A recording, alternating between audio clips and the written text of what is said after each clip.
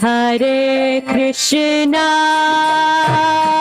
Krishna Krishna, Hare Hare, Hare Rama, Rama Rama, Hare Hare.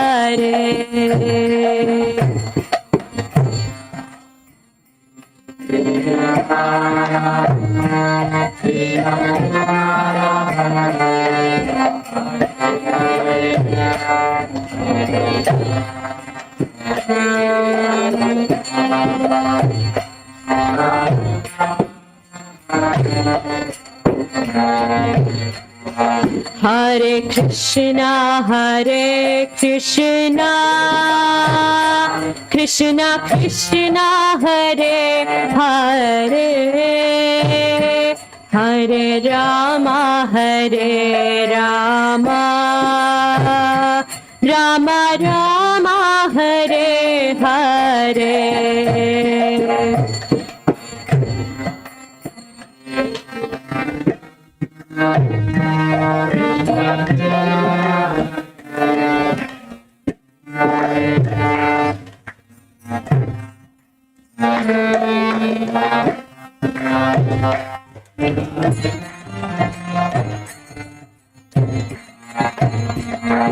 Hare Krishna,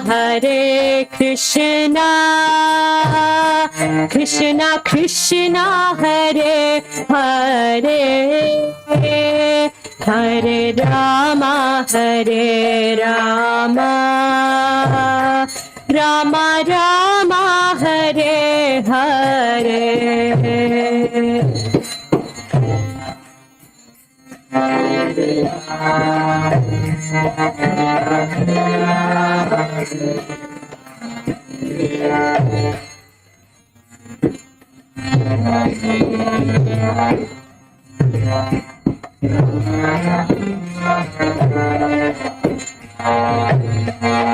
Hare Krishna, Krishna Krishna, Hare Hare, Hare Rama, Rama Rama, Hare Hare.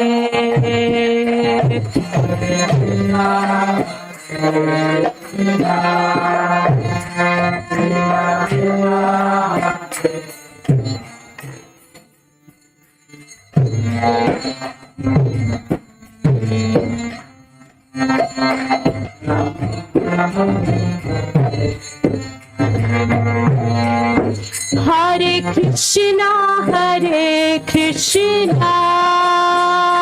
Krishna Krishna, Hare Hare, Hare Rama, Rama Rama, Hare Hare.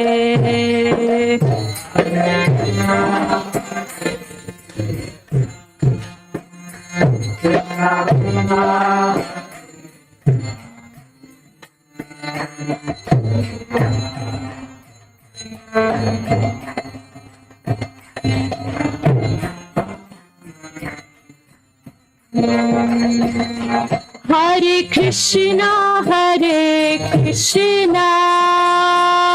Krishna Krishna, Hare Hare, Hare Rama, Rama Rama, Hare Hare.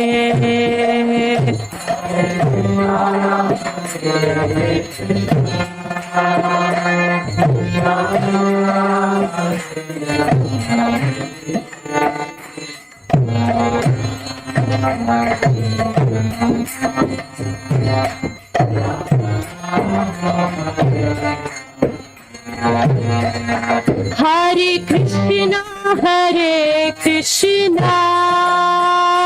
Krishna Krishna, Hare Hare Hare Rama Hare Rama Rama Rama Hare Hare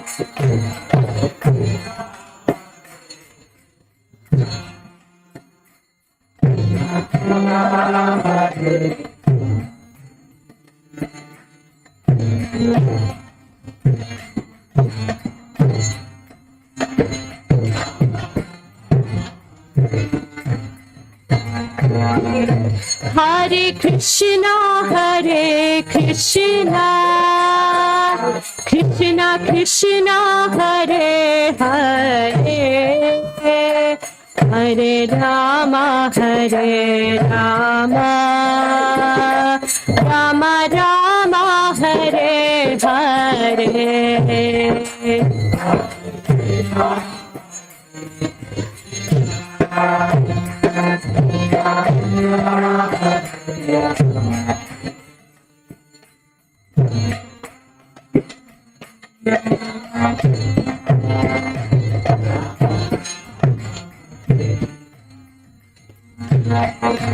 Hare Krishna Krishna Krishna Hare Hare Hare Rama Rama Rama Hare Hare Hare Krishna Krishna Krishna Hare Hare Hare Rama Rama Rama Hare Hare Hare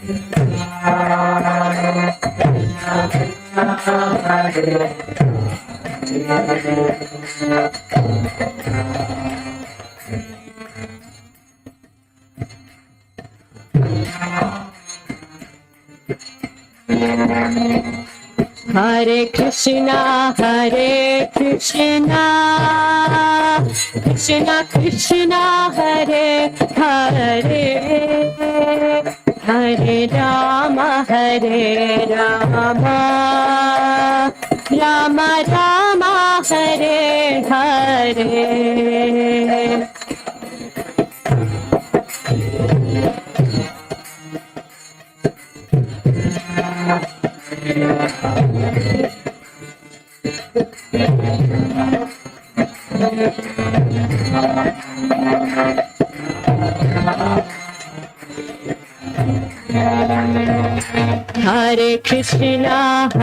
Hare Krishna Krishna Krishna Hare Hare Hare Rama Rama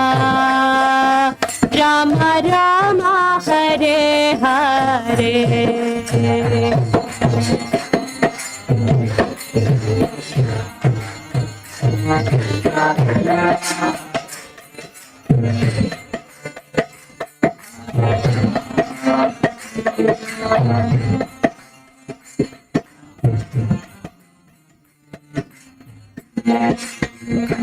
Hare Krishna Krishna Krishna Hare Hare Hare Rama Rama Rama Hare Hare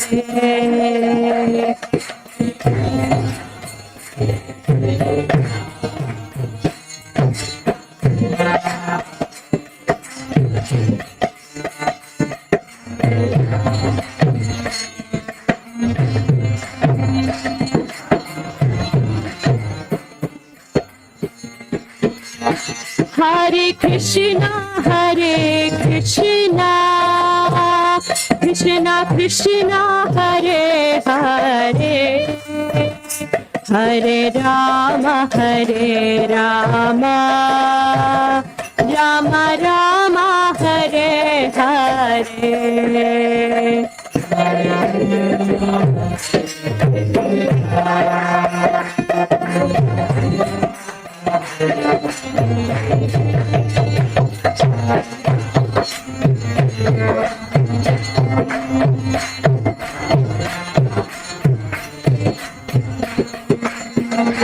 Hare Krishna, Hare Krishna, Krishna Krishna, Hare Hare, Hare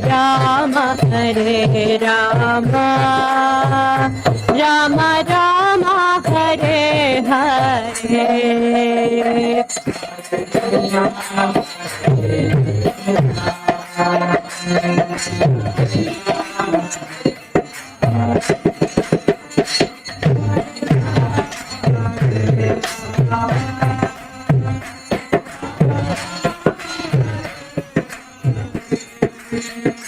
Hare Krishna, Hare Krishna, Krishna Krishna, Hare Hare, Hare Rama,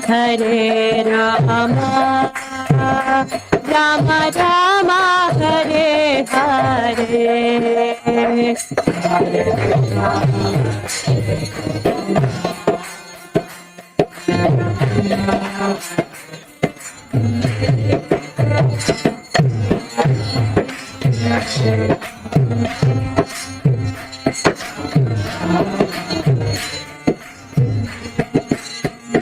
Hare Krishna, Hare Krishna, Krishna Krishna, Hare Hare, Hare Rama,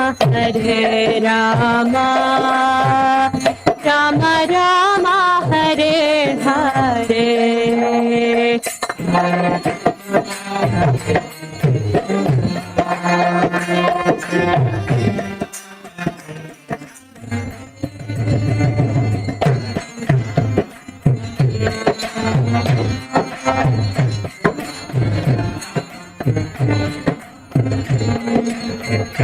Hare Krishna, Hare Krishna, Krishna Krishna, Hare Hare,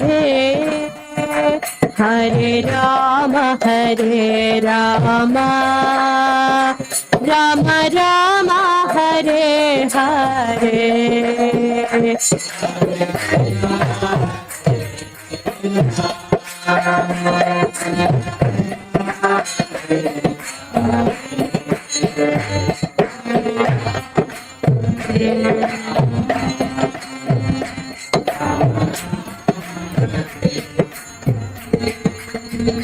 Hare Krishna, Hare Krishna, Krishna Krishna, Hare Hare, Hare Rama,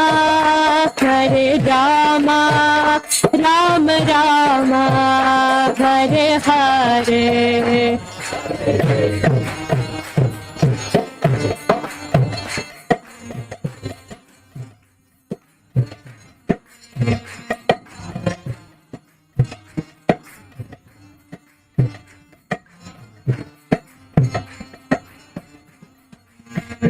Hare Krishna, Hare Krishna, Krishna Krishna, Hare Hare, Hare Rama, Rama Rama, Hare Hare.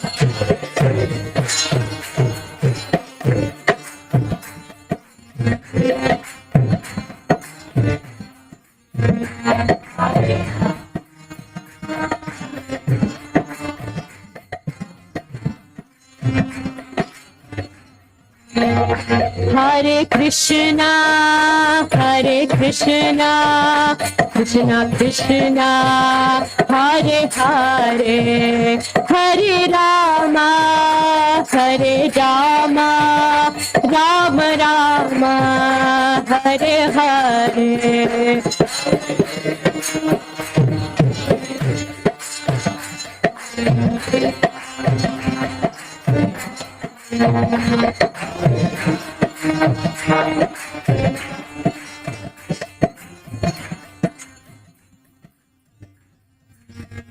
Hare Krishna, Krishna Krishna, Hare Hare, Hare Rama, Rama Rama, Hare Hare.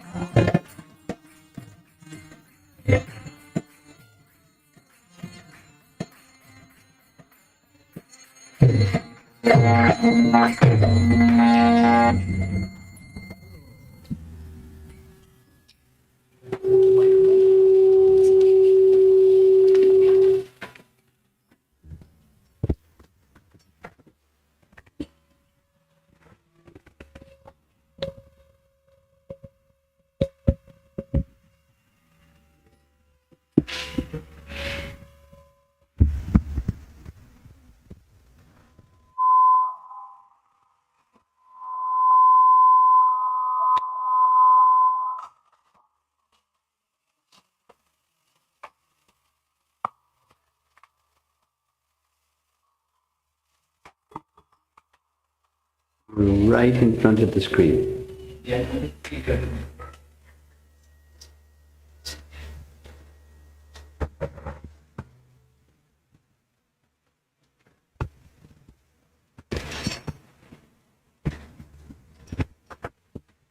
This is a very special sound system. It has its own sound effects. You don't have to do anything and it makes sounds anyways.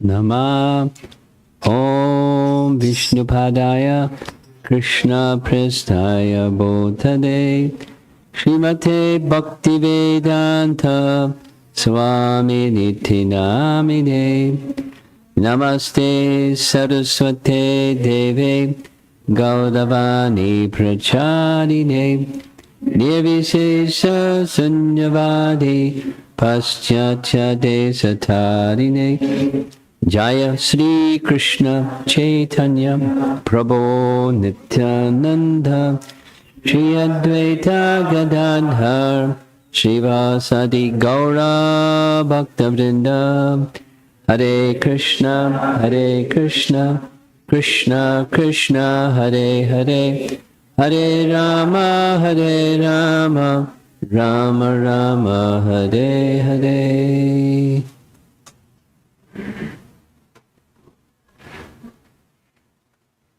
Modern homes weren't really built with the idea of assembly like this. But you don't have a staircase people could sit on, and the other, but everyone's packed up and friendly, and in a little while the kids will get restless and there'll be more room. So we'll be all right. Well, this is going to be a much shorter class than last night. Yesterday's class went for almost 3 hours. 2.5 hours plus. So we expect the same maybe. No.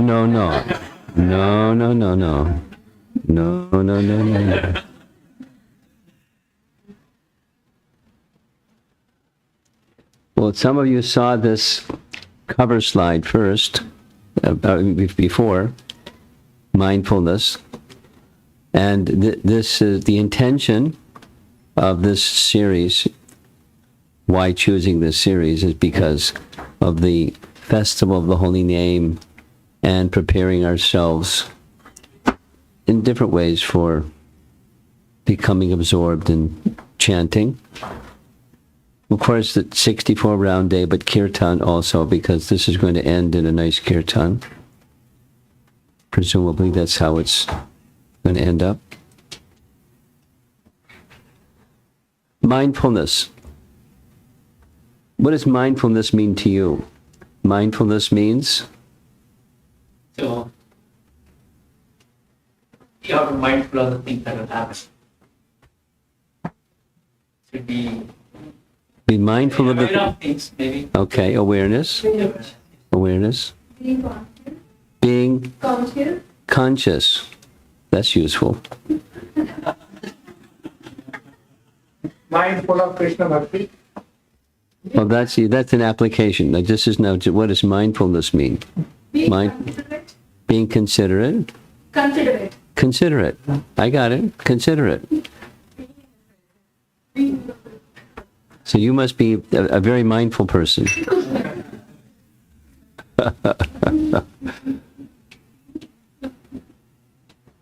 Being in the present. Huh? Being in the present. Being in the present. Yes, we discussed this. You can't sit right there because people then can't get through the door. You can't sit right there. You got to come around. You can't. Nice try, but you can't sit there. Keep coming, keep coming, keep coming, keep coming. There we go. Okay.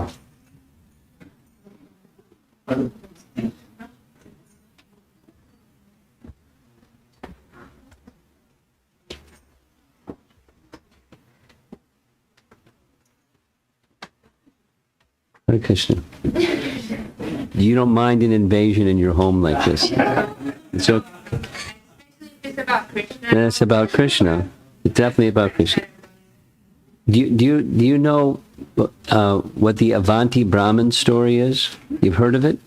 Okay, we're going to hear about it. You know who Udava is, right? Udava. Who's Udava? Kind of an idea. Okay, let's go there.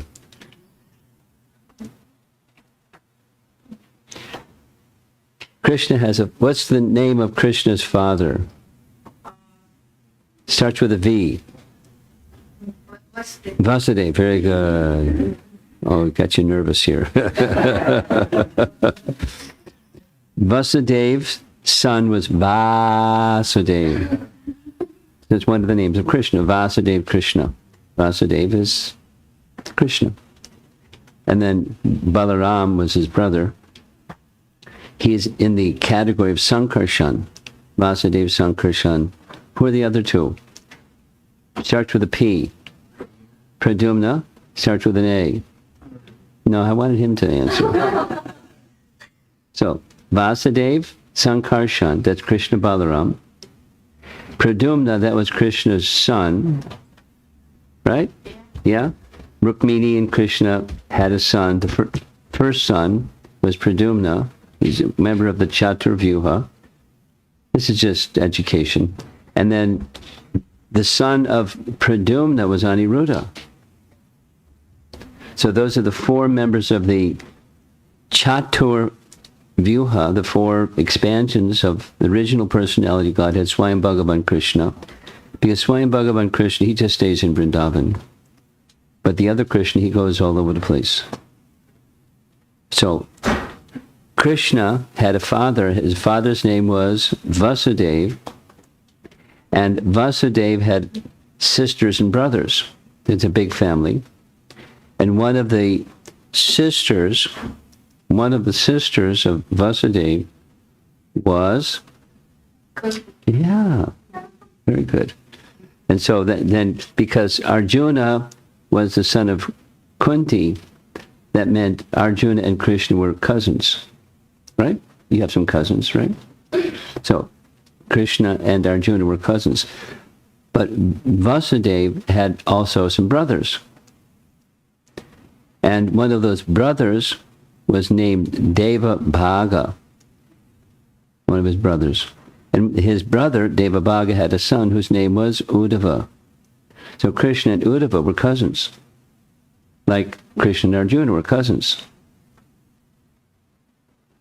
And we know Arjuna is very special, right? he got to hear the whole of Bhagavad Gita. So, because, and Krishna says in Bhagavad Gita, why he's saying all of this to Arjuna, because for two reasons: you're my bhakta, my devotee, and my dear friend, Sakha. It's a different name for friendship, but that's a very close friend. Arjuna and Krishna were friends, cousins, and Arjuna was his devotee. Even more intimate with Krishna was Udava. They're cousins, but he was constant companion with Krishna from the time Krishna left Vrindavan to go to Mathura, and then from Mathura to Dwarka. They were constant companions. And not only constant companions, but he knew Krishna so well, and he was so wise that Krishna would often ask him advice. What should I do? And Udava would say this and that, and therefore the path should be such and such. And that's what Krishna would do. He was very special, Udava. He knew Krishna's inside and outside. And because of that, when it was time for Krishna to depart, Krishna didn't say anything, but he knew it. He just, in his heart, he knew Krishna's going to leave. He couldn't bear that. He was so close with Krishna. He's a pure devotee and an eternal associate, and Krishna's going to depart. Listen to the ringback. So what did he do? He went to Krishna and fell at his feet and started crying. Please don't go, or if you're going to go, take me with you. And, it's very intense emotion. And Krishna spoke to Udava in order to pacify his heart. And that section of the Bhagavatam is 11th canto. It's many chapters, not the whole 11th canto, but it's almost as many chapters as Bhagavad Gita, and it's called Udava Gita. So Udava is so important. It's said in Bhagavad Gita, it's Udava Gita. And the Avanti Brahmana story is from Udava Gita. And in Udava Gita, this section of Udava Gita, Krishna is explaining from the previous chapter and the chapter that we're going to be discussing, what's the root cause of suffering. Now, not the root cause of suffering. Where does suffering take place? I think that's a better way to ask it. It's the mind. The mind. So that's the lesson for tonight. And it's related to the lesson from, not yesterday, it was all about Lord Shiva, but the night before, this mindfulness lesson, where there is a spontaneous platform where negative emotions don't touch the person who's on the spontaneous platform, and there's no attraction that can distract the mind. Do you chant japa every day? You chant sometimes. Not every day? Oh, come on. Maybe after this weekend you'll start. Yeah? You're looking at Dad. What's Dad going to say?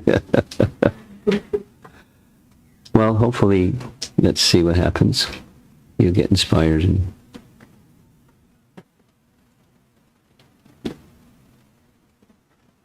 I'm sure your dad will get you some beads if you ask for them. You have beads already? Yeah, okay. Good. Okay. So we heard 2 evenings ago about from Patanjali Yoga Sutras.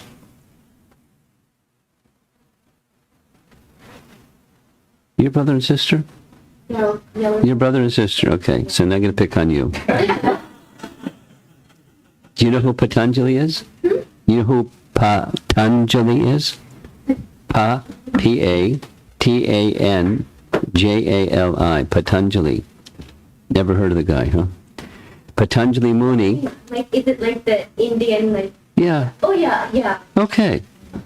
He's definitely Indian. Okay. he took something that was very, very ancient, the ancient practice of yoga, and put it in sutras. What's a sutra? Sutra means a little, it's like your code for your Wi-Fi. That's what a sutra is. It's a very simple way to, everyone knows what that is. It's something that not everybody knows, and you just, so you can get on your Wi-Fi, and everybody can get on your Wi-Fi, because it's in this little code. So, sutra is a very packed, tight statement of truth.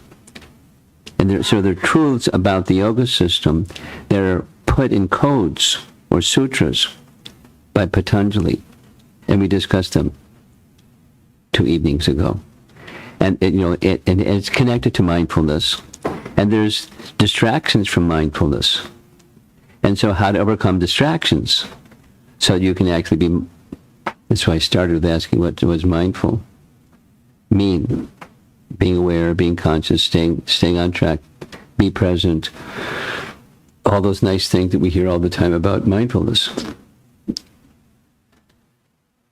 But there's a kind of mindfulness that's not just worldly, but you use the worldly, and if the object of mindfulness is transcendence, then your mind becomes fixed in transcendence. We're going to hear about it this weekend. I think you're going to want to chant every day. I hope.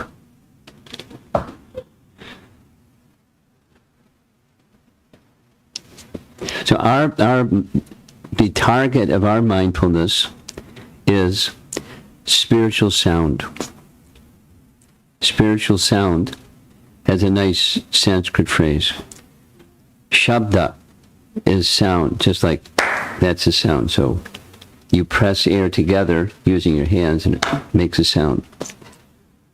And apaurushaya shabda, apaurushaya, so there's purusha, there's just speaking gobbledygook or anything. The birds, just this morning was nice because opened the window, I could hear the birds making the bird sound. That's not apaurushaya shabda. That's nice sound, very pleasing. But apaurushaya shabda is beyond the fallibilities of a human. What's that sound? And that's the Vedas. Shabda, apaurushaya shabda, or the sound of Krishna's name. Because the sound of Krishna's name is not of this world. It's really nice. It's in this world. We can hear it. We can use our tongue and our ear and things. But it's not of this world.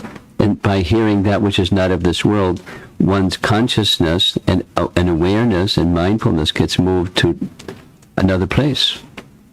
At least that's the possibility when mindfulness is happening. There can be distraction and then it's not happening. There's benefit. For sure. There's benefit. But being present, mindful, being present with Krishna is not going to be one's experience without mindfulness. So we're aiming over this coming weekend to move closer to mindfulness of transcendence, mindfulness of Krishna. So the last session was about Patanjali and his teachings on how to get there. And it's the yoga system. But the topmost yoga system, according to Bhagavat Gita, and Patanjali doesn't disagree with Bhagavat Gita, the topmost yoga system is bhakti. And bhakti has two parts, what the mind does and what the body does. It's very simple. Madgaten antaratmana. Antar atmana, the atma within. Antar, madgaten, when your mind is absorbed in Krishna. That's one part of the topmost yoga. And bhajate yomam. You with your senses, a nice definition of bhakti. It's Narada Pancharatra definition of bhakti. Rishikena Rishikesha Sevanam. You use your senses to serve the master of the senses. That's something the body does. And your senses. You use your tongue, you use your ear, you use your senses in service of the master of the senses. So it's those two, what the mind does and what the body does. And you direct both of those to Krishna. That's the topmost yoga. So Patanjali ends up there also. He just, acknowledges some people aren't ready to just go straight there. So they have other things that they do. Asanas and pranayama and other things. Yoga. But, the goal is to get there. The goal of all that is to get there. Madgatena antaratmana shadhavan bhajate yomam sameyukta uttama mataha. The topmost form of yoga is bhakti. With just these two things. What the mind does, small consideration, and what the body does. So we discussed Patanjali and his approach to mindfulness, and now we're going to go to the Srimad Bhagavatam. Now, Srimad Bhagavatam is a big literature, so we're just going to speak about one passage from Udava Gita. Now you know who Udava is. I'm putting you on the hot seat, now you know. Udava was Krishna's cousin, and he received direct teachings, very elevated teachings. They're not different than Bhagavad Gita's teachings. They're just, it's 201 instead of 101. It's elevated. So in Udava, the section that we're going to be discussing, Udava is feeling miserable, and because Krishna is going to leave. So Krishna starts, among other things, Krishna is going to explain that the source of misery or suffering is within the mind. And to help him understand that suffering takes place in the mind, he makes it really easy. He tells him a story. Teachings can be illustrated nicely by stories. That's what the Puranas are. This Bhagavat Purana, stories in relation to Bhagavan. Thus it's Bhagavata in relation to Bhagavan, Bhagavata, Purana, and history. So he tells the history of the Avanti Brahmana. That's what we're going to do. All that's just a background to get us all focused on what we're doing together this evening. And here's a nice little illustration.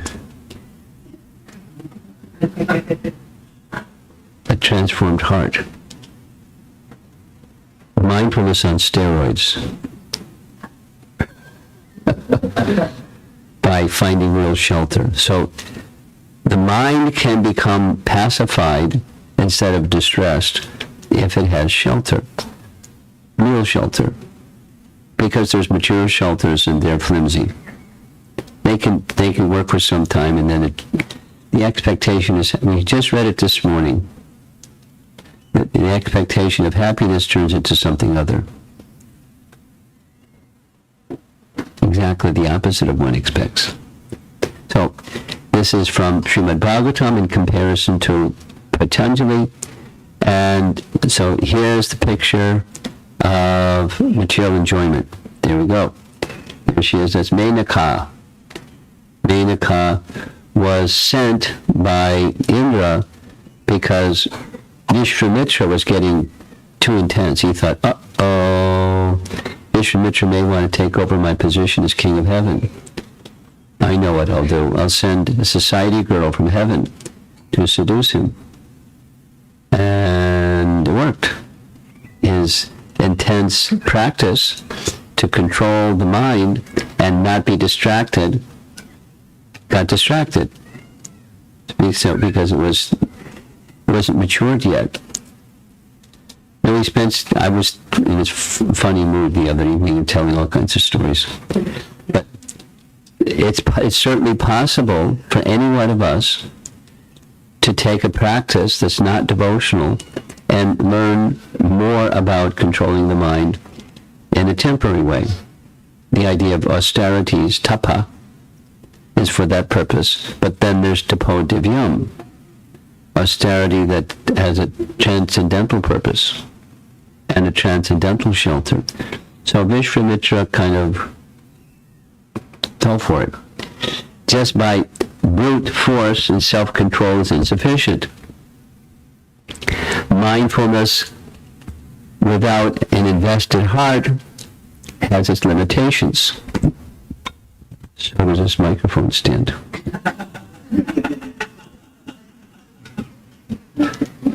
So the idea is finding real shelter. That's the reason showing this nice picture. And the failure of Vishwamitra Muni was really an elevated person. I mean, he was able to create a second planetary system. Did you know that? He did it. I asked a devotee astrologer, is there such a thing? And the answer is yes, there is such a thing. He's very powerful. He's not Brahma, but he's very powerful on the strength of his austerities. And it wasn't bhakti, it was just his mystic yoga practice. But, he succumbed to distraction. And we heard last time we were together on this topic, the opposite was true for Haridas Thakur, because he had real shelter. It wasn't an apsara from heaven. It was just, nice professional prostitute on earth. But he had Krishna's shelter. So now, is there such a thing as finding shelter in the mind? Well, we can try, but somehow it falls apart after some time. So, how to bring the mind to a place where it's mindful and it stays there? There has to be shelter. We spend some time, we'll spend a little bit more time discussing the function of false ego. The false ego, what does false ego mean? Ego means a conception of self, and false ego is a false conception of self. And the false conception of self is to accept who I am as something who I'm not. And we have a nice word for that. That's called Maya. Maya. But I think, yes, not no, yes. So accepting the body or the mind or the emotions in the mind and the thoughts in the mind and all of those things, that's reality. Just ask me. And my reality may not match your reality, that's okay. My reality is reality. Just ask me. That's what false ego tells us anyways. And then we live our lives accordingly. So the mind has a way of insulating our false ego, or protecting the false ego. Even while we're engaged in meditation, which is engaging the mind in something, an object or a thought or a value or a something inside or something outside.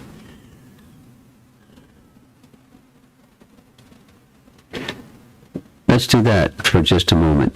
Meditation on something outside. There are different ways that people engage in meditation these days. One of them is meditation on a candle. Are you familiar with that? You nodded your head right away. You did it. You heard. Okay. And the idea is to get, where there's no wind and the candle is, the flame is steady, and by the goal is that the mind becomes steady. Or another meditation, we're going to speak about it over the weekend, Friday evening, tomorrow evening. Mandala. You know what a mandala is? Mandala. A geometric pattern that's symmetrical, and it depicts something. Or at least it depicts symmetry. Mandala. Yes, you've seen. You have an idea at least, okay. Mandala. So some types of meditation is to meditate on a mandala. Would you like to know if you won't let it to know, I'll tell you anyways. When Lord Brahma, before he began creating the universe, he chanted mantra. He chanted the same mantra that we chant when we receive Gayatri mantras. He chanted those same mantras. And he meditated on a mandala, or the word is used in the Brahma Samhita as yantra. Yantra literally means machine. Yantra rudani mayaya. The mind is carried like on a machine, being the material energy. Yantra is a machine. But a yantra generally it's like a mandala. It's a geometric depiction. In his case, the yantra that he meditated upon, we'll hear about it tomorrow night. We'll show you a picture of the yantra that he meditated on. It's a two-dimensional depiction of the abode of Krishna, because the abode of Krishna is not different than Krishna. The name of Krishna is not different than Krishna.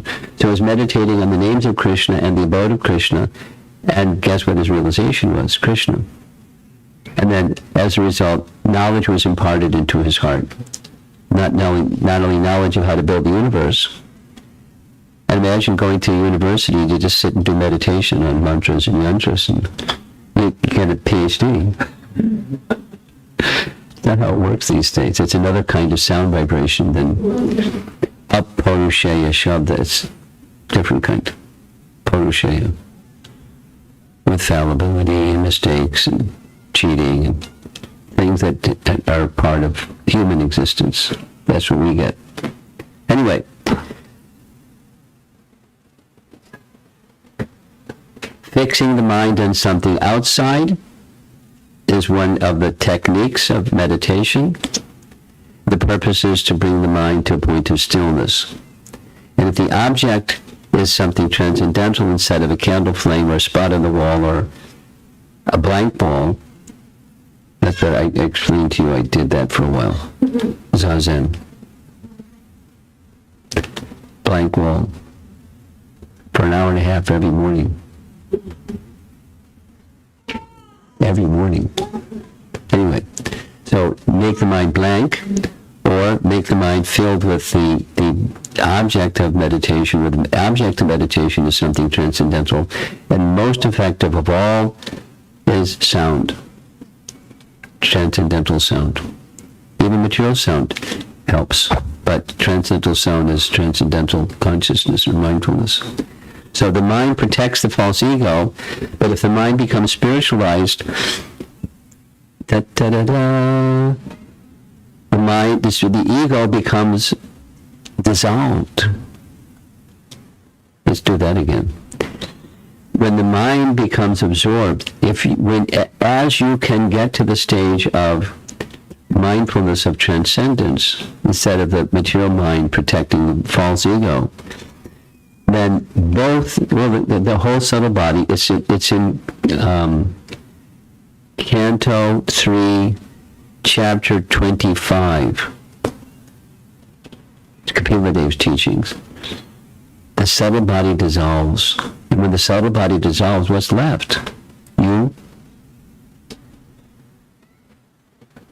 And then, so then you have a material mind, material intelligence, and spiritual mind, spiritual intelligence, and spiritual ego. And you. It's just you. Your spiritual form becomes realized.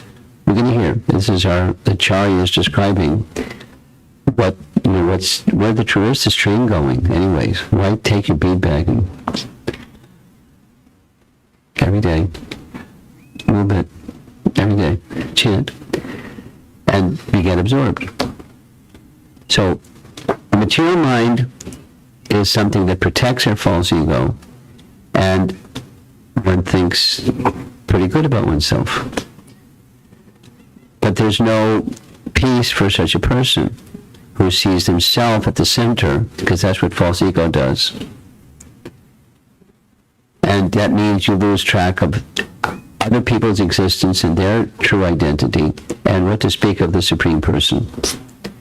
So, this is the Avanti Brahman story, and goes like this. This is now Krishna to Udava. 11th, I'm going to read a few sections, few verses from this chapter. Chapter 23, Canto 11.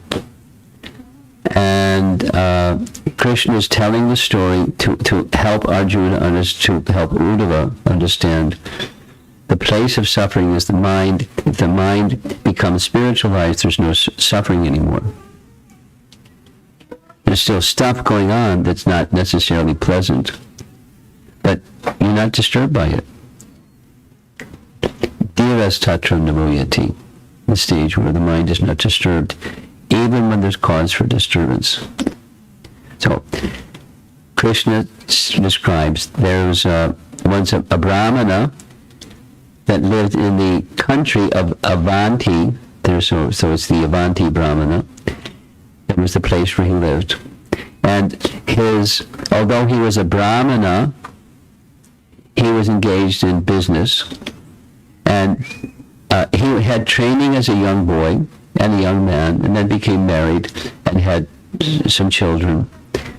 And he was so absorbed in his business and his wealth and all of those activities that he just didn't have time, nor did he even give proper care to his family members. And they started to feel resentful and neglected, and it wasn't a happy home life. But he was aloof because he was very busy with his money. That's what this Scrooge picture is showing in the middle there. And he was proud of his success. That was his contentment. Pretty flimsy. And as fate would have it, because his dharma was being neglected, and his family and duties in family life were being neglected, that gradually, by that debilitation of his karma assets or his punya assets, he started to lose everything. And there's this and that and the other and the other and the other. There's always something, and there was something and something, and all of his wealth eventually was gone. So then he turned to his family, and his family said, "Get out of here. You want us because you need us. But where were you when we needed you?" And they chased him out of the home. So he left. And he because he had training in childhood, became a little introspective. Brahminical training. So he started thinking a little about what he had lost. Not only his wealth, but when you have something material and you're attached to something and you lose it, you feel something. You feel sad, and the attachment is ripped away from you. The object of attachment. So he felt all those feelings. And then he was, because of circumstance, he had good training, and he began reflecting on the circumstance he found himself in. So he decided, let me address myself to my situation by becoming a mendicant Brahmin. So he accepted the garb of a mendicant Brahmin and began to maintain himself, not his family, because there wasn't anything left to maintain his family. So he had a begging bowl, and which was his water pot, and a cloth, and he went here and there, and people disrespected him because they thought, "You're a cheater. You were so miserly during your life, and now we know you lost everything. We know you're tossed out of the house. So you're just a pretender cheater. Get out of here." They said bad things and did bad things. He had a miserable life. So this is a little depiction showing what happens when you have some wealth and you lose that wealth. So I'm not going to go through all the texts because it's involved.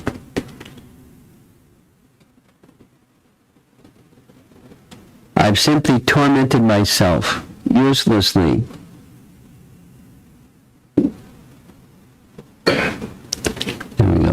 struggling so hard for money, and now it's gone. Greed destroys when fame and praiseworthy qualities. So there's a list of what happens when you become too much materially absorbed. There's anxiety, etc., etc., etc., etc. And then subjecting oneself to bad behaviors and bad consequences of those bad behaviors. Wealth is debilitating. It doesn't have to be, but it's really easy for wealth, material wealth, to be debilitating. So you can read, if you want to read what's on the screen, it gives some little depiction of the consequence of being overly attached. So he had something of a meltdown. But somehow there was something inside of him that felt some contentment along with the meltdown. And he was grateful to the upbringing that he had, and he became a little bit determined, let me go back on the path that I received, the training that I received in childhood. Somehow, Krishna's mercy, this debilitating attachment for wealth is now taken from me, and now I'm forced by circumstance to be detached. And that's actually my self-interest. Let me find satisfaction within myself. His political training started to awaken. It wasn't easy, because he had been a wealthy man, and reputation and position and apparent respect. So when he tried to transform his life, he got mistreated. When he would come at the end of the day with whatever he could receive from his begging, some children would come and take his begging bowl and turn it upside down and laugh and sneer and say bad things. Sometimes they would urinate in his begging bowl. Sometimes everything, just say bad things, do bad things. He was, as he had mistreated others, he was now being mistreated. And he understood this is the consequence of my previous life. But then when they said some very harsh things, including his family, then that was very hurtful. Now, something that Krishna says at the beginning of this chapter is the harsh words of those who are dear to you. Krishna says to Udava, sharp arrows which pierce one's chest and reach the heart do not cause as much suffering as the arrows of harsh, insulting words that become lodged within the heart when spoken by uncivilized persons. Okay, so we're going to have 2 sessions where it's a little interactive, instead of just sitting there and wondering when is he going to stop.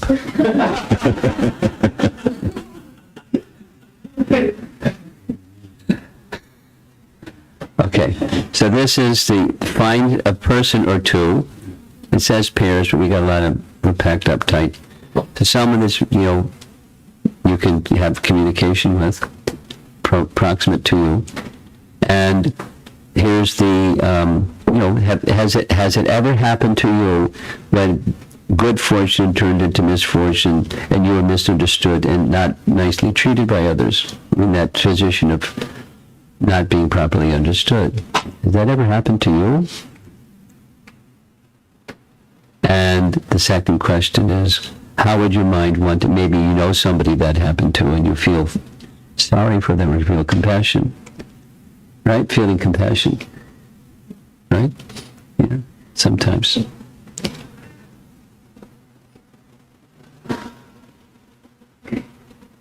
Or just imagine it happened to you, what would you do? Okay, we're going to spend a little bit of time, maybe 5 minutes. When you're ready, start talking. Find somebody and have a little chat on this topic.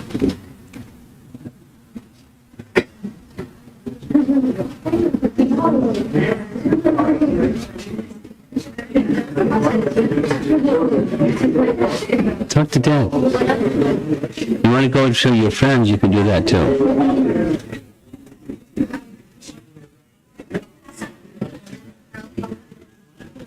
Just turn around. They're inviting you in.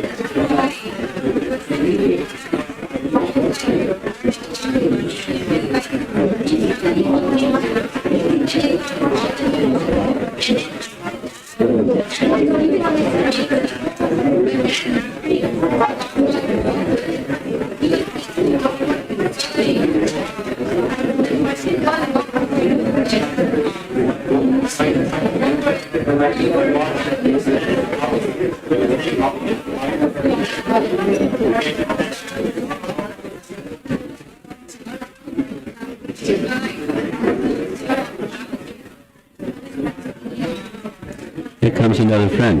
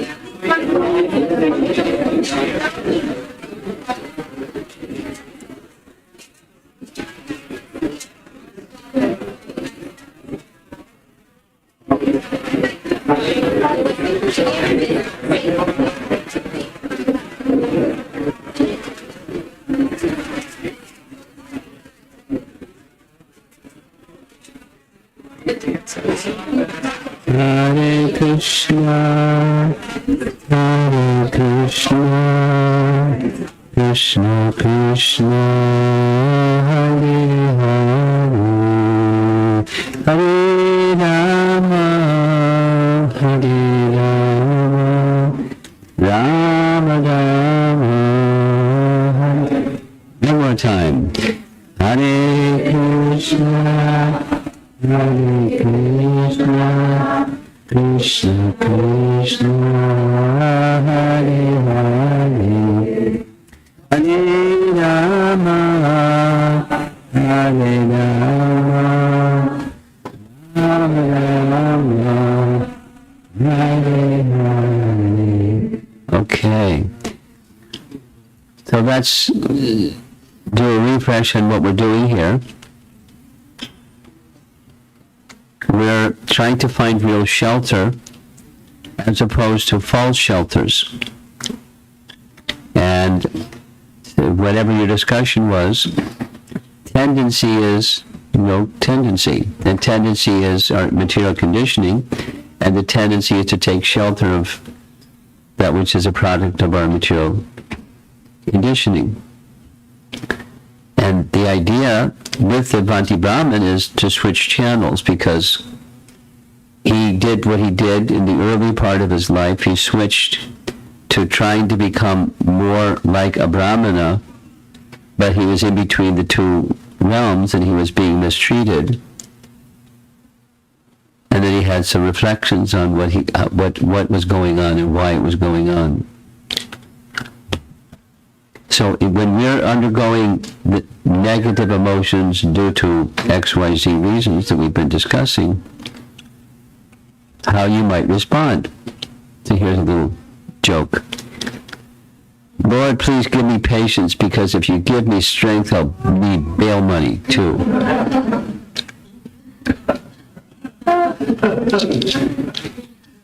And that's not our text, that's, somebody's text. We just borrowed from that.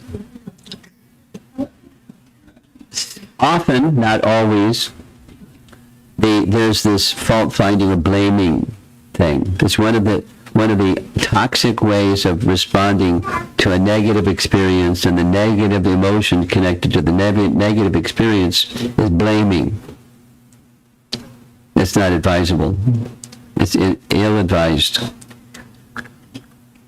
My peaceful place is where my enemies burn.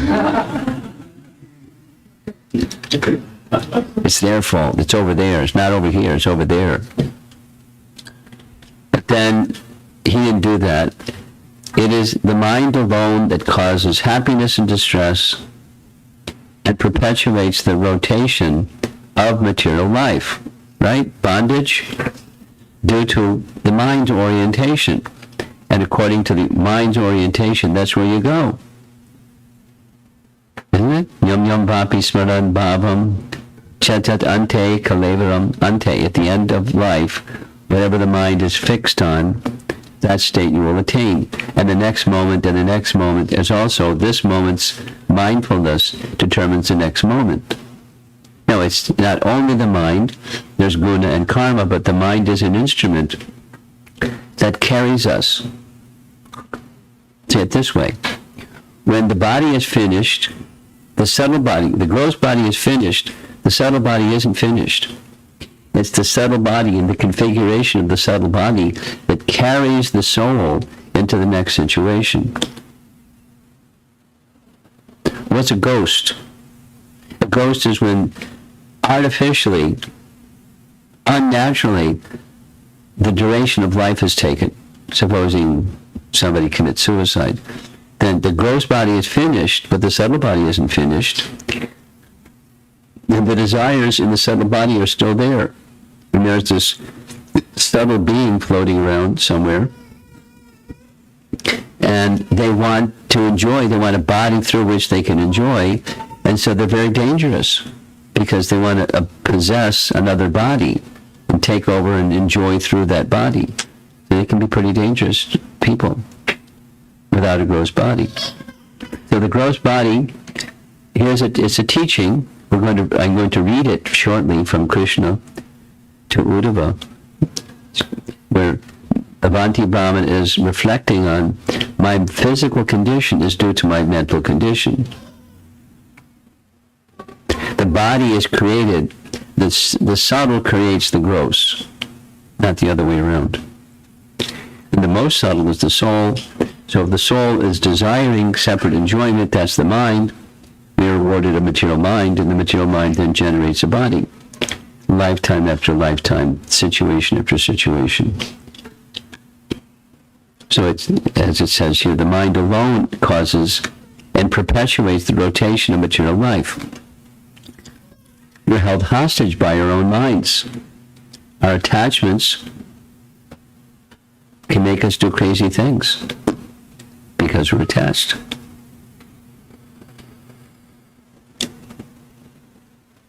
The mind causes our suffering. Other people, and this is almost impossible to accept, are not the cause of our pleasure or grief.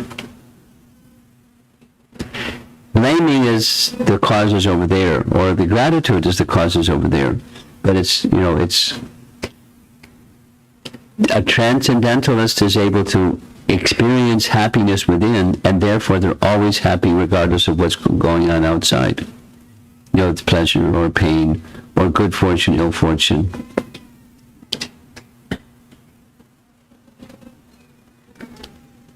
This isn't part of the presentation, but I'm going to share it anyway. There's a... do any of you know the Chinese farmer story? Some of you know, because I've said it many times. Here's the Chinese farmer story. Once upon a time, there was a Chinese farmer. And the Chinese farmer had a horse. And the people in his community, who were also farmers, they said to the farmer, "Oh, how fortunate you have a horse. Because you have a horse, you can plow your field much easier than all the rest of us who have to plow our field without a horse." And the Chinese farmer was a Taoist. So he said, "Good fortune, ill fortune, who can say? Que sera, sera, whatever will be, will be." Taoist. After some time, the horse ran away. And the villagers came to the farmer and said, "Oh, what misfortune, your horse ran away. Now you have to plow your fields like the rest of us." And he said, "Good fortune, ill fortune, who can say?" It's temporary, right? It looks like, but who can say? After some time, the horse came back. And not only the horse came back, but the horse came back with a number of other wild horses. So the villagers came to the farmer and said, "Oh, what good fortune. Now you have many horses and you can plow your fields much easier than the rest of us." And he said, "Who can say?" And sure enough, after some time, because time is like a kaleidoscope, the picture changes. And after some time, his son, who was trying to train the horse, one of the wild horses, how to plow the field, fell off the horse and he broke his leg. So the villagers came to the farmer and said, "Oh, what misfortune. Your son broke his leg. Falling off the horse, trying to tame the horse so he could plow your field." And the farmer, right on cue, said, "Good fortune, ill fortune, who can say?" And sure enough, some time passed, and the Chinese government went to war.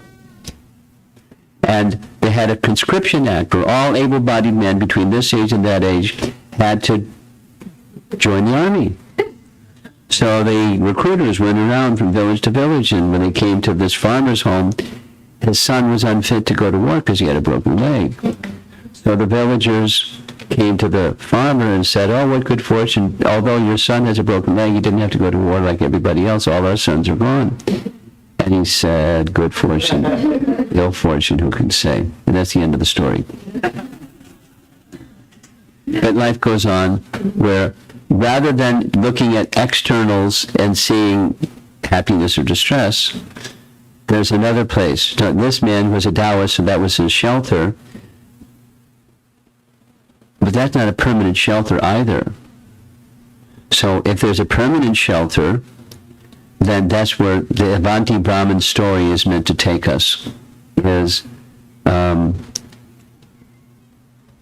we tend to believe that what we think and feel is true, but it's not. This is the subjective reality.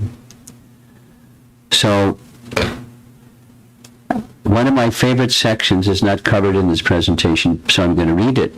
So for those of you that like to follow along, or you can look it up later, it's Canto 11, Chapter 23, starting with text 15.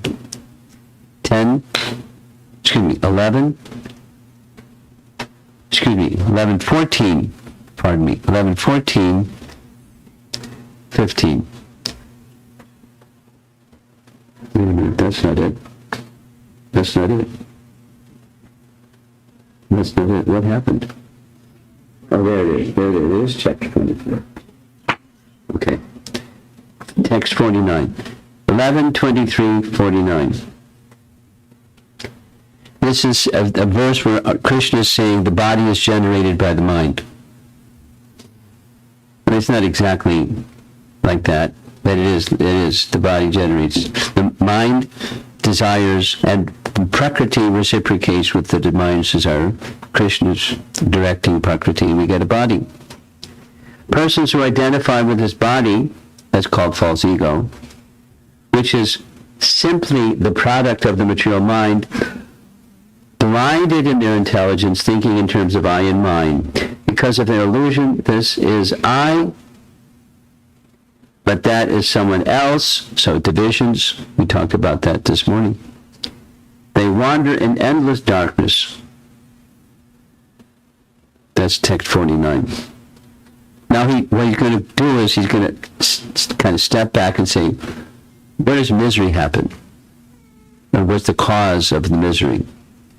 If you say that these people, the people that treated him badly and his family members, etc., these people are the cause of my unhappiness and distress, then where is the place of the soul in such a conception? This happiness and distress pertains not only to the soul, not to the soul, but to the interactions of material bodies. If someone bites his tongue with his own teeth, at whom can he become angry? For his suffering. If you say that the demigods, so it's fated, they're just bringing me misery, who rule the bodily senses cause suffering, still how can such suffering apply to the spirit soul? This acting and being acted upon are merely interactions of the changeable senses and their presiding deities. When one limb of the body attacks another, with whom can the person in that body be angry? So he's ruling out, it's not the demigods causing my suffering. It's not these people causing my suffering. I'm not blaming them. What's left? if the soul himself were the cause of happiness and distress, then we could not blame others, since happiness and distress would be simply the nature of the soul. According to this theory, nothing except the soul actually exists, and if we were to perceive something besides the soul, that would be illusion. Therefore, since happiness and distress do not actually exist in this concept, why become angry at oneself or others? That was pretty interesting. And there's another possibility. And if we examine the hypothesis that the planets, it's in the stars, it's just fate, it's just destiny, that's the cause, are the immediate cause of suffering and happiness, then also, where is the relationship with the soul, who is eternal? After all, the effect of the planets applies only to things that have taken birth. Expert astrologers have, moreover, explained how the planets are only causing pain to each other. Therefore, since a living entity is distinct from these planets and from the material body, again, against whom should he vent his anger? Okay, maybe it's my karma. If we assume that fruitive work is the cause of happiness and distress, we are still not dealing with the soul. The idea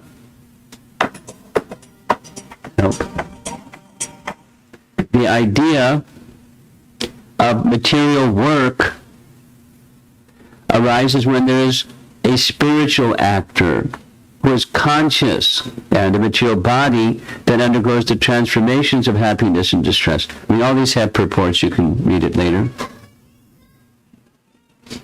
As a reaction to such work, since the body has no life, it cannot be the actual recipient of happiness and distress, nor can the soul, who is ultimately completely spiritual and aloof from the material body, since karma thus has no ultimate basis in either the body or the soul, at whom can one become angry? The menu keeps going. Maybe it's time. The wheel of time is moving, and that's the cause of my happiness and distress. Anyway, he goes through that one and throws that in the garbage can. The false ego gives shape to illusory material existence and thus experiences material happiness and distress. The spirit soul, however, is transcendental to material nature. He can never actually be affected by material happiness and distress in any place, under any circumstances, or by the agency of any person. A person who understands this has nothing whatsoever to fear from the material creation. So that's the mind. That's his conclusion. That was a starting point. That's the ending point. Now, what to do? This is the punchline of the whole Avanti Brahmana story, and it's a very special verse. He found a place within himself where his happiness could not be disturbed by anything external. That means he had spiritual shelter. That's what we're striving for when we're engaged in mantra meditation, mindfulness. Shelter. Well, here are acharyas describing this in their own lucid way, and experiencing it and trying to share the same experience with us.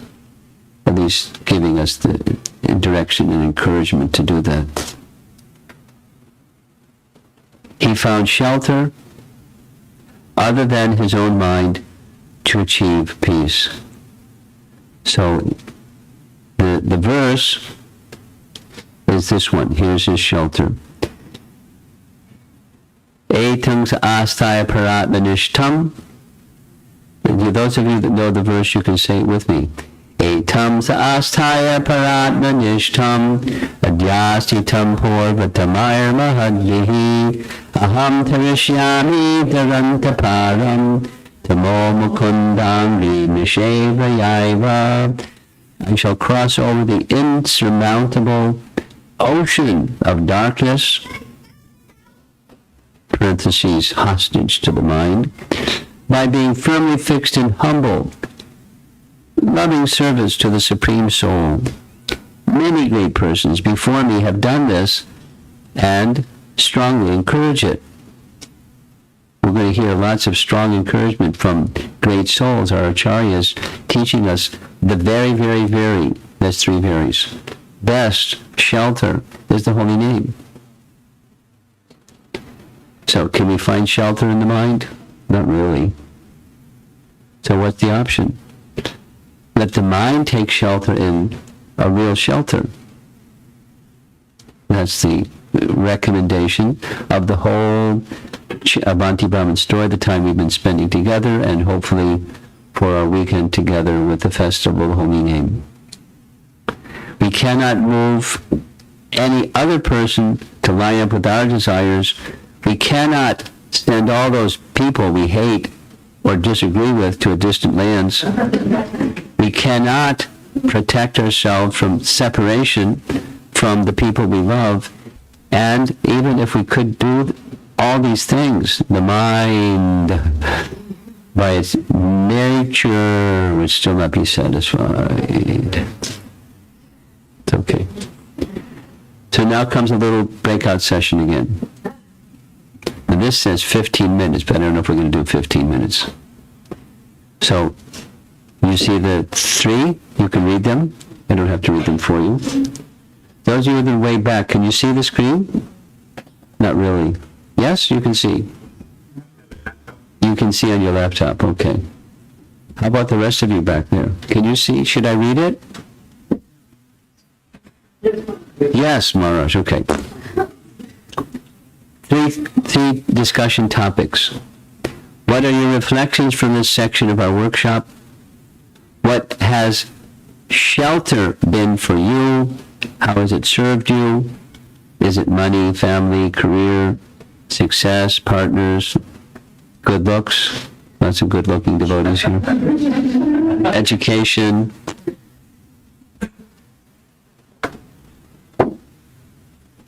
One place I was revisiting, one young boy is really good at math. But he knew that wasn't his shelter, unfortunately. Some people think that's their shelter. Competing in school and getting some recognition. That's their shelter. And then they don't do well and it's like crash. How can you access real shelter moment to moment? That's a good question. Okay, discussion groups, go for it. A few minutes, 5 to 10 minutes.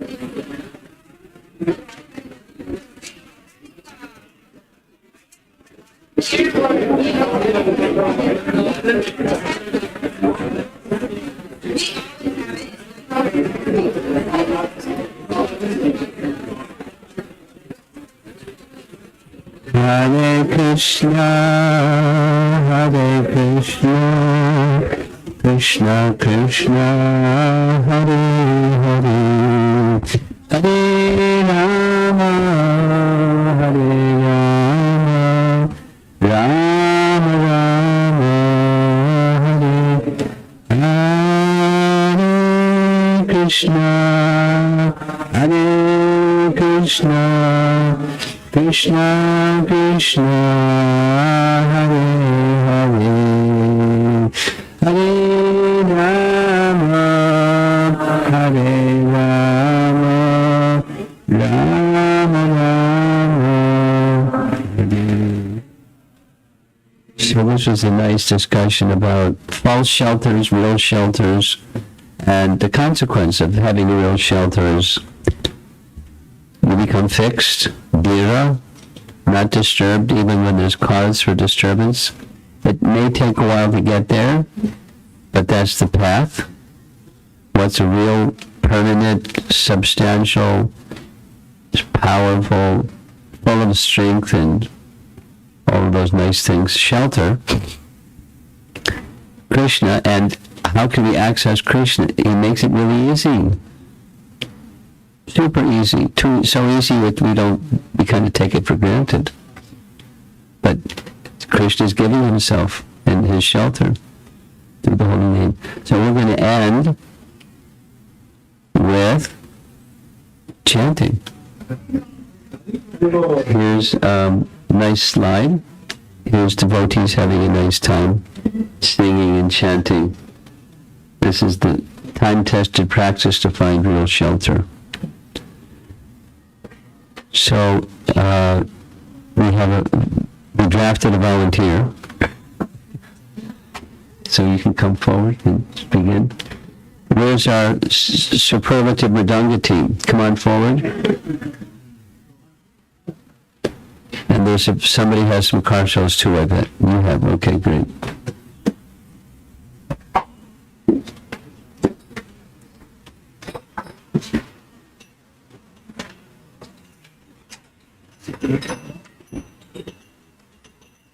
There's is our devotional recreation.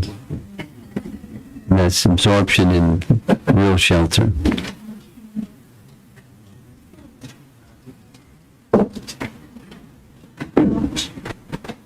What would you like? Microphone. Oh, yeah.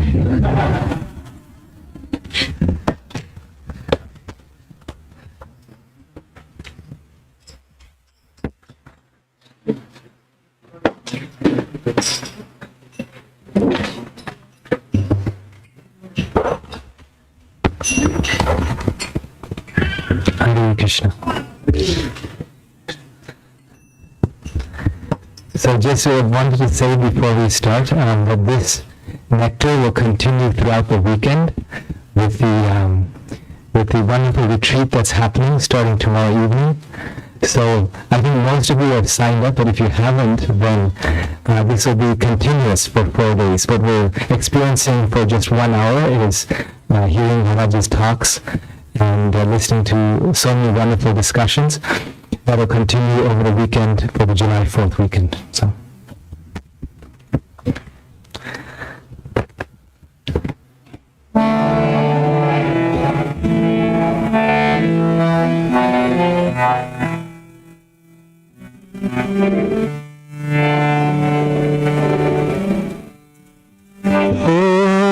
Krishna Chaitanya Prabhu Nityananda Shri Advaita Gadadhara Shivasadi Gaura Bhakta Vrinda Hare Krishna Chaitanya Prabhu Nityananda Shri Advaita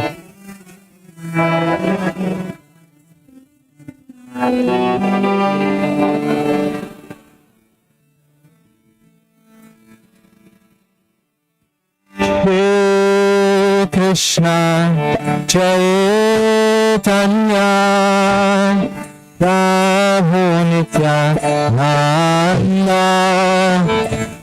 Shri Advaita Gadadhara Shivasadi Gaura Bhakta Vrinda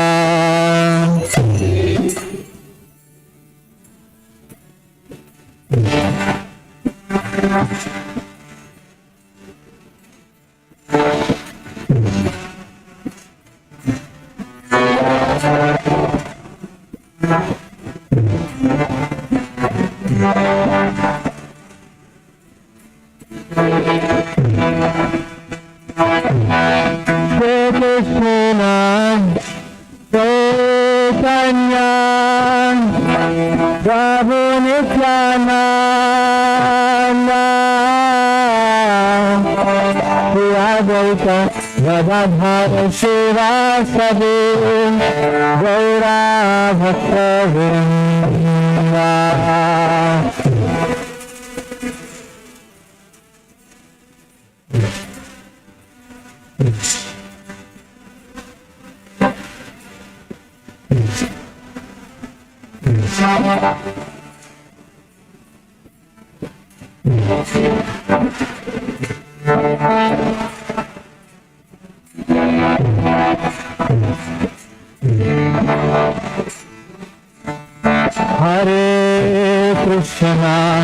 Hare Krishna Krishna Krishna Hare Hare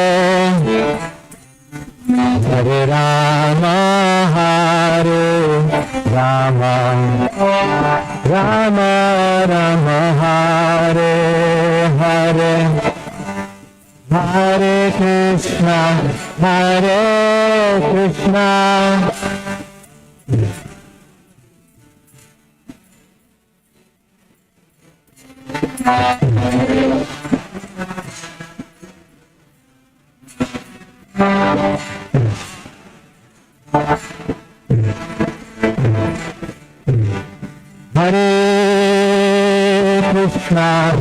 Hare Krishna, Krishna Krishna, Hare Hare,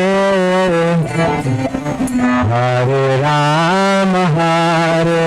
Rama, Rama Rama, Hare Hare, Hare Krishna.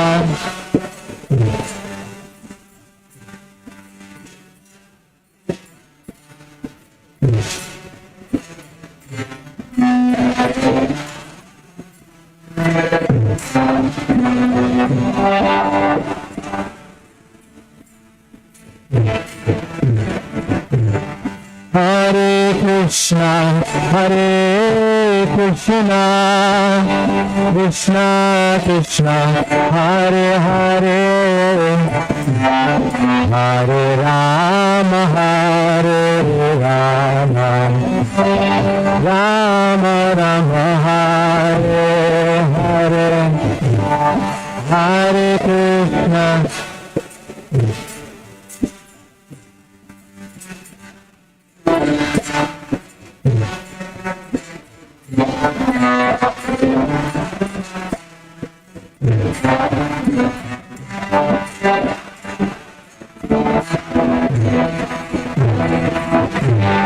Hare Krishna, Hare Krishna, Krishna Krishna, Hare Hare,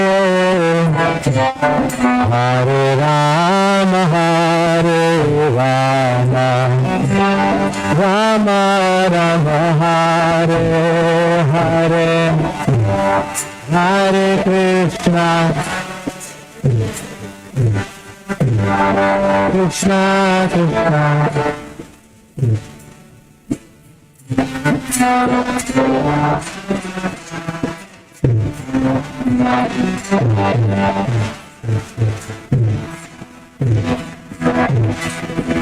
Hare Krishna, Hare Krishna, Krishna Krishna, Hare Hare,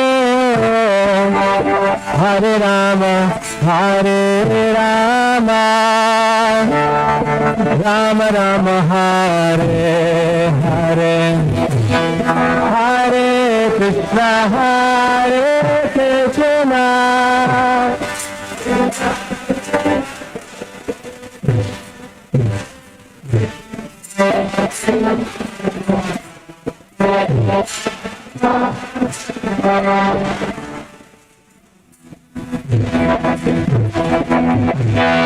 Hare Krishna, Hare Krishna, Krishna Krishna, Hare Hare,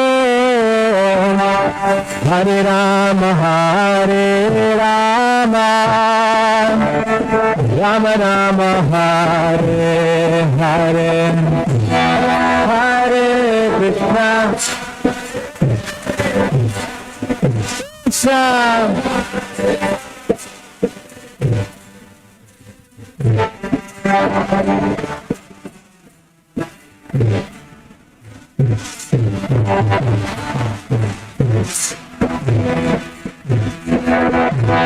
Hare Krishna, Hare Krishna, Krishna Krishna, Hare Hare, Hare Rama, Hare Rama, Rama Rama, Hare Hare, Hare Krishna, Hare Krishna, Krishna Krishna, Hare.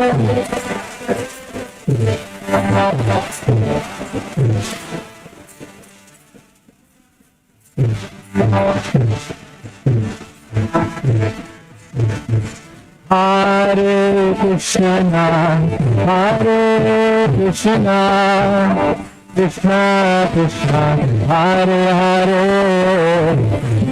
Hare Rama, Hare Rama, Rama Rama, Hare Hare, Hare Krishna, Hare Krishna, Krishna Krishna,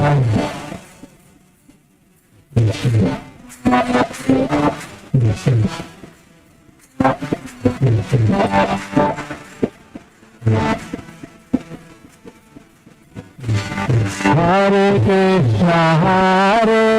Krishna, Krishna Krishna, Hare Hare,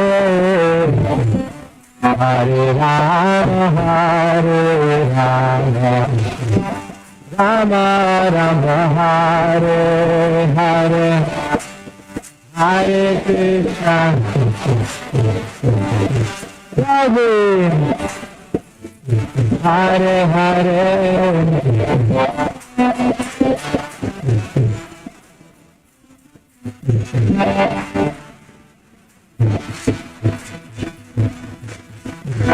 Hare Krishna,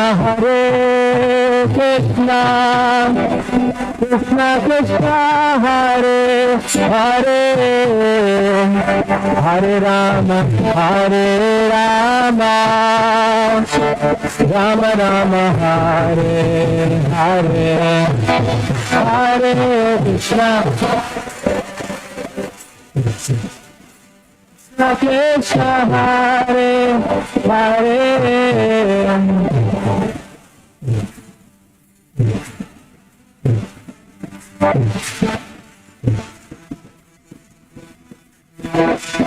Hare Krishna, Krishna Krishna, Hare Hare, Hare Rama, Rama Rama, Hare Hare, Hare Krishna,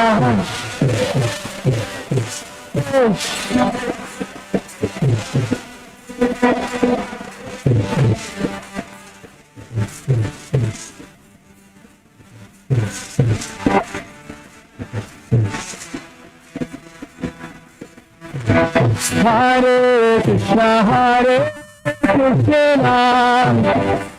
Krishna Krishna, Hare Hare, Hare Rama, Rama Rama, Hare Hare, Hare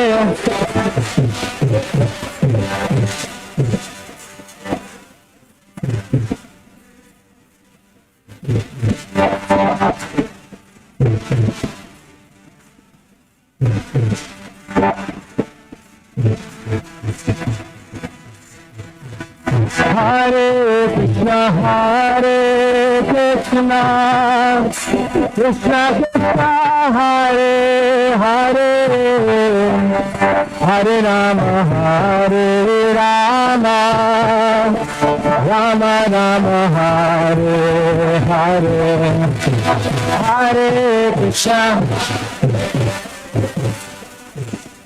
Krishna Krishna, Hare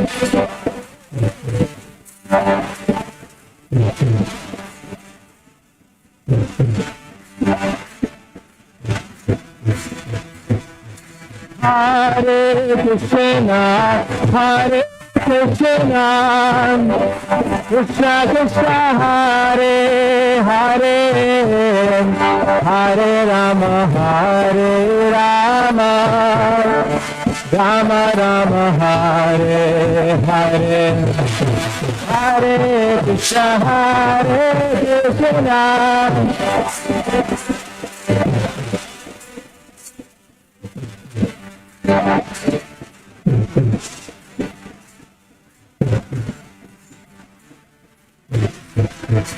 Krishna Hare Krishna, Krishna Krishna, Hare Hare Ram, Ram Ram, Hare Hare,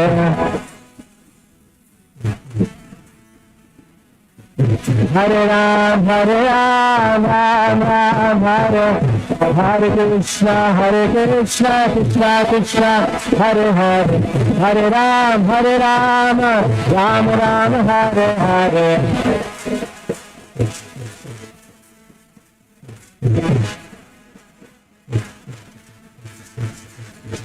Hare Krishna, Krishna Krishna, Hare Hare, Hare Ram, Ram Ram, Hare Hare,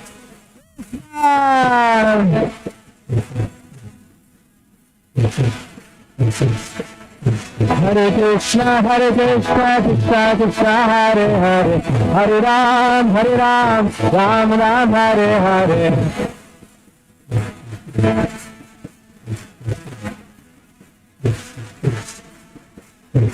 Hare Krishna, Krishna Krishna, Hare Hare, Hare Ram, Ram Ram, Hare Hare.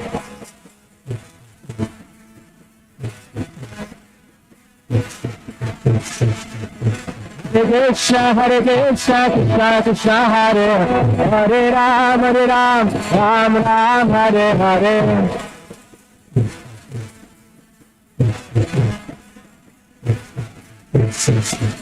Hare Krishna, Krishna Krishna, Hare Hare, Ram, Ram Ram, Hare Hare.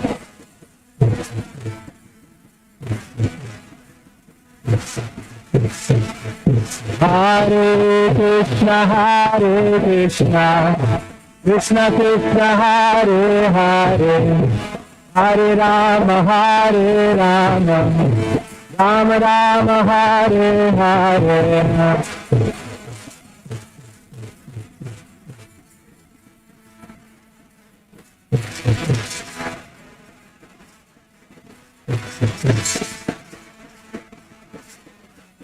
Hare Krishna, Krishna Krishna, Hare Hare, Hare Ram,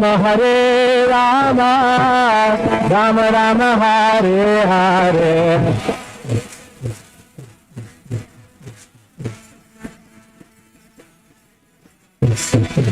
Hare Rama,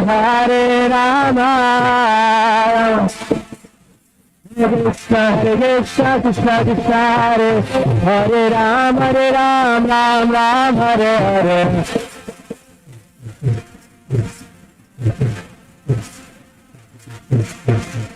Hare Krishna, Krishna Krishna, Hare Ram, Ram Ram, Hare Hare.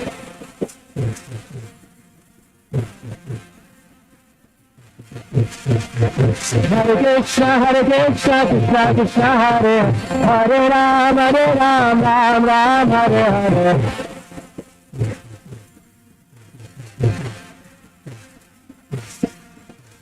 Hare Krishna, Krishna Krishna, Hare Ram, Ram Ram, Hare Hare.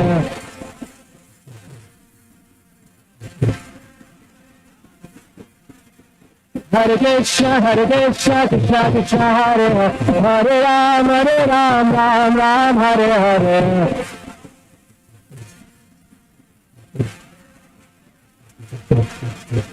Hare Krishna, Krishna Krishna, Hare Ram, Ram Ram, Hare Hare.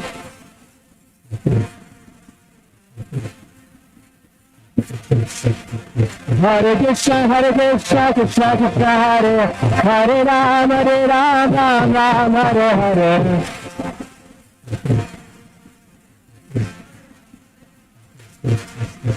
Hare Krishna, Krishna Krishna, Hare Ram, Ram Ram, Hare Hare.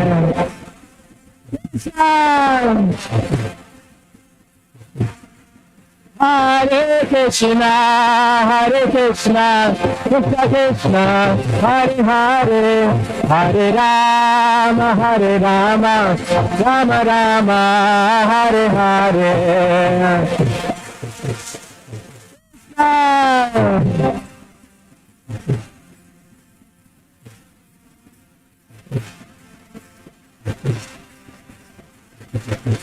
Hare Krishna, Krishna Krishna, Hare Hare, Hare Rama, Rama Rama, Hare Hare.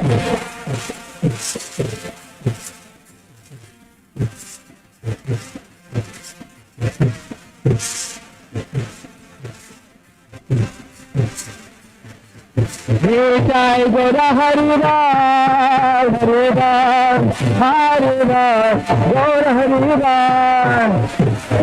Jai Gora. Jai Guru Hariva, Hariva, Hariva, Gaur Hariva.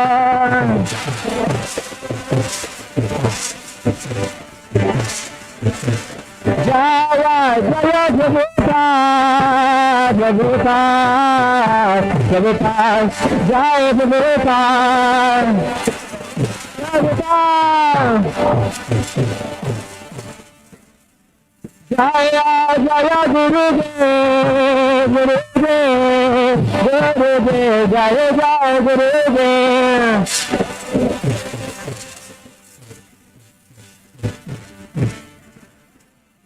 Jai Guru Hariva, Hariva, Hariva, Gaur Hariva.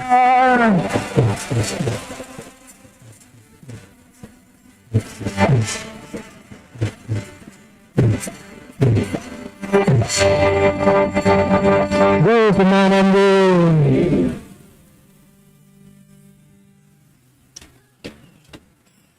Srila Prabhupada ki.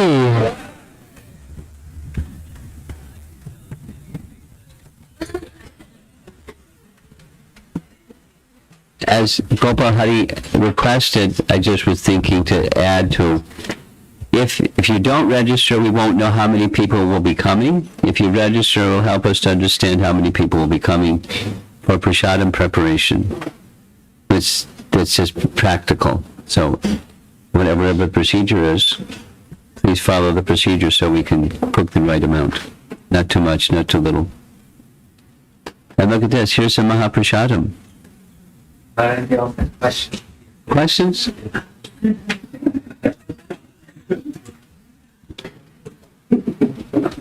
Any questions? Discussion? Maybe reflection. Reflections? You have anything? You came in late. You would like to? Okay, here's a microphone. Look at this. Go ahead. Something. So, Just keep speaking and they'll adjust the dial. Go ahead. so first, the sessions are really interactive than any other session we usually have in ISKCON. Okay, and you like that? Yeah. Good. He gets the credit.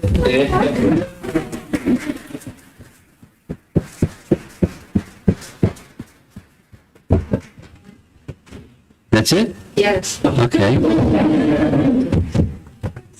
First of all, Maharaj, we are blessed to have you here.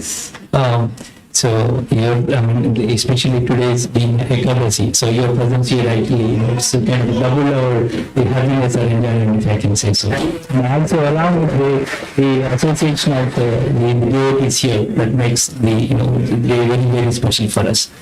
So the reflection that I have on today's wonderful session on mindfulness, right? So you talked about the story of Avanti Brahmana here. So he took the shelter after going through all the sufferings and pains, right? So that's what we understood. But we also know the controlling the mind is the most difficult thing, right? So Controlling your mind is most the most difficult thing. most difficult. So when you think from that perspective, right? So how you can make your mind take shelter of holy, You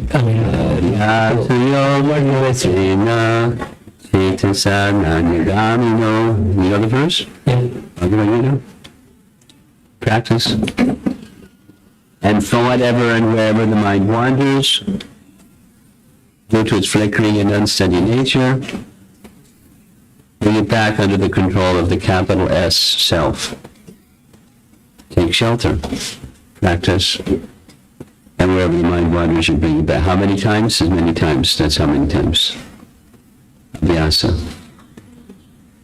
So, but your question is, we listened to the recording from 2 days ago, and that's what Patanjali, she knows what Patanjali is now, what Patanjali had to say, the how-to. It's practice, he gives the practice. Thank you, Maharaj. here's the practice. This is for your son as well. He says there's three features to practice that make it successful. Every day, for a prolonged period of time, with faith. That's going to take you to where you want to go. It's take you to that place of shelter. Practice makes perfect, right? Anything else? Krishna. Hare Krishna. My question is like, how we can integrate mindfulness in our professional life. Ah, that's really easy. Rise early in the morning, take a morning bath, and pay obeisances at the place where you're doing your daily sadhana, and immerse yourself as far as possible in attentive and absorbed chanting. And you'll find when that's at the center of your every morning, it expands out into your daily life. That is to say, in the everyday, for young people in school and for you folks that have occupations in the workplace, you'll more likely think of how to be mindful of Krishna while you're in the workplace if you have nice sadhana. It will geometrically come out and you can just expand into your... So then comes the practical thing. It's not happening yet. So then you go to Bhagavad Gita and you learn from Bhagavad Gita how not to be attached to the fruits of your work. What? Don't be attached to the fruits of your work, but be attached to Krishna for whom you're working. So then you start cultivating the for whom I'm working in the workplace consciousness, the bhakti consciousness. But it all starts in the bean bag every morning. You have something. Yeah, behind you. Go ahead. Hare Krishna. Maharaj, please accept our obeisances. Hare Krishna. Acknowledge to Prabhupada. I think you answered most part of my question. The question I had is, once you start chanting, right, like going to Mangal Harati and doing 16 rounds of chanting, whether it is with pure interest or focus is a different thing, because the way you feel and that's something which you follow until you reach that stage. Yes. But in that state, this chanting becomes so addictive. It becomes Addictive. Yes. At times, I like that. Maybe most of the devotees are addictive means it's a good kind of addiction, right? Yes. Not a bad one. So, once it becomes addictive, we are family people, right? We are families. Good. How do we balance that, like, Kirtan at home, involvement in kirtan.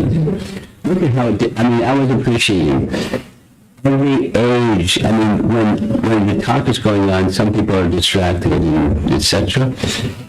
Kirtan, everyone's there. From the little ones to the older ones, and everyone's clapping, and it's immersive. So you do that, do some of that with your family.